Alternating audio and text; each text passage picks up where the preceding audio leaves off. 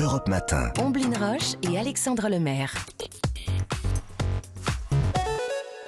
L'innovation du jour avec Anissé Mbida. Bonjour Anissé. Bonjour Ombline, bonjour Alexandre. Bonjour Anissé. Et bonjour à tous. Alors c'est un nouveau pan de la recherche qui vient de s'ouvrir. On travaille à éradiquer la notion de sommeil chez les hommes et les femmes. Oui, ça fait partie de toutes ces recherches un petit peu extrêmes qui font à la fois rêver, mais qui font aussi un petit peu peur.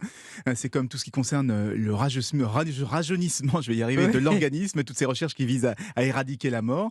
Eh bien, une de ces disciplines s'intéresse désormais à notre sommeil. Et l'objectif, je suis sûr que vous allez adorer, c'est d'arriver à nous faire dormir 2 heures, voire moins, tout en obtenant les mêmes bénéfices que si on avait dormi 8 heures. Oui, ça peut nous servir, Alors, effectivement. Là, tout le monde signe autour Petit tour de magie, a priori je vois pas comment faire. Mais... Alors, on le fait ça en optimisant le sommeil pour qu'on plonge tout de suite dans un sommeil profond, celui qui est le plus réparateur, sans avoir à s'embêter, vous savez, toutes les phases de somnolence, de réveil ou de sommeil paradoxal. Ok, mais comment ça marcherait concrètement ? Alors, c'est encore de la recherche, mais le principe, c'est de stimuler le cerveau avec les mêmes impulsions qu'on reçoit pendant un sommeil profond. Donc, on mettrait une sorte de casque bourré d'électrodes sur la tête, on le programmerait pour 2 heures, et hop, le cerveau va croire qu'il a eu droit à sa nuit de sommeil.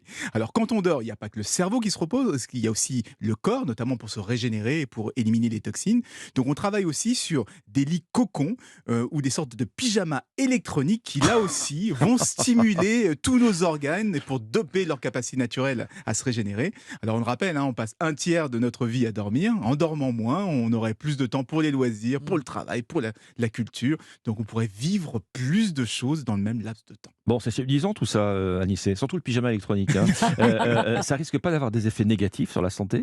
C'est tout le problème. Depuis la nuit des temps, les êtres humains dorment entre 6 et 10 heures par jour. On n'a aucune idée de ce qui ça deviendrait si on changeait notre rythme.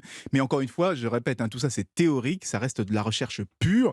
Et puis il faut aussi penser aux conséquences sur la société. Si les gens ne dorment plus que 2 heures, il faudrait aussi revoir la notion de travail, la notion de repos, la notion de silence la nuit.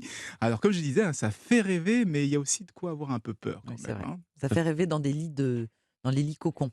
Oui, avec un pyjama qui chatouille. Pyjama électronique, évidemment. Merci beaucoup, Merci, Anissé Anissé. Mbida.